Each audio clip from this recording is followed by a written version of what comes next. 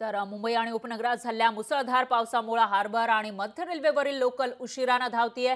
पाणी कमी होईल तशा लोकल चालू होतील अशी माहिती रेल्वे प्रशासनाने दिली आहे। तर सीएसएमटी कडे येणाऱ्या काही लोकल गाड्या सुद्धा रद्द करण्यात आल्या आहेत। पहाटेपासून पावसाचा जोर पाहायला मिळत होता आणि त्यामुळे पहाटे जे मुंबईकर आपल्या ऑफिसमध्ये पोहोचण्यासाठी निघत असतात, कारण दूरदूरून मुंबईमध्ये लोक येत असतात, मग ते बदलापूर असेल, वांगणी असेल किंवा नवी मुंबईमधील लोक सुद्धा मुंबईमध्ये येत असतात आणि त्यांना लोकलचा आधार घ्यावा लागतो, लोकलमधून प्रवास करावा लागतो। त्यामुळे लोकलला लाईफलाईन म्हटलं जातं। मात्र आज कुठेतरी मुंबईकरांच्या या प्रवासाला ब्रेक लागला, कारण रेल्वे रुळांवर पाणी साचलेलं होतं आणि त्यामुळे वेळेवर त्यांना पोहोचता आलेलं नाहीये। त्याचबरोबर रस्त्यांवर सुद्धा तशीच स्थिती होती आणि त्यामुळे रस्त्यांवर सुद्धा जाताना लोकांना कसरत करावी लागलेली आहे। दरम्यान सायनकुर्ला विक्रोळी भांडूप स्टेशनवर पाणी साचलेलं आहे आणि हे पाणी आता कुठे निचरायला सुरुवात झाल्याचं दिसतंय, पण तरीही लोकल सेवा ही अजूनही उशिराने धावतीये। तर ठाण्याच्या पुढे रुळांवर पाणी साचल्याने वाहतूक ठप्प असल्याची माहिती समोर येते। कुठे या पाण्याचा निचरा झाल्यानंतर इथं जी लोकल सेवा आहे ती सुरळीत होणार आहे। मात्र तरी सुद्धा पीक आवर्स आहेत आणि पीक आवर्स मध्ये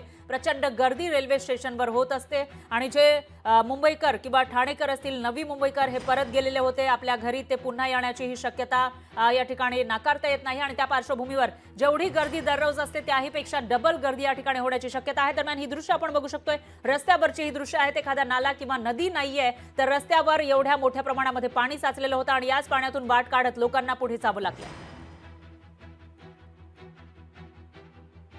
तर अंधेरीमध्ये हे जेव्हा पाणी साचलेलं होतं त्यावेळेला नेमकी काय स्थिती होती त्याचा आढावा घेतलेला आहे आपल्या प्रतिनिधी प्रिया गायकवाड यांनी।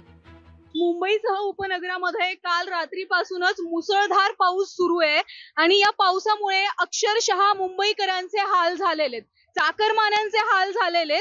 मी माझ्या कॅमेरामॅनला सांगेल की आज या रस्त्यांवरचं, मुंबईच्या रस्त्यांवरचं दृश्य नक्की काय आहे।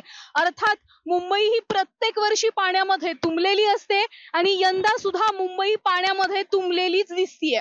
रस्त्यांवर पाणी साठलंय आणि सगळ्यात महत्त्वाचं म्हणजे आशिष शेलार असतील किंवा मुख्यमंत्री शिंदे असतील, यांनी सुद्धा मुंबई तुंबू नये म्हणून भरपूर वेळा रस्त्यावर उतरून पाहणी केलेली होती। मात्र पाऊस पडल्यानंतर मुंबई तुंबण्याचं हे दृश्य कायमस्वरूपी हे असंच असतं आणि असंच दिसतं। काही चाकरमानी आहेत, त्यांच्याशी आपण बोलूयात की त्यांना नक्की कशा प्रकारे त्रास झालाय। पाऊस काल रात्रीपासून येतोय, ऑफिसला जायला उशीर होतोय, नेहमी प्रशासनाचं हे असं असतं, यावर तुम्ही काय सांगाल? लेट हो गया, अभी क्या कर सकते हैं।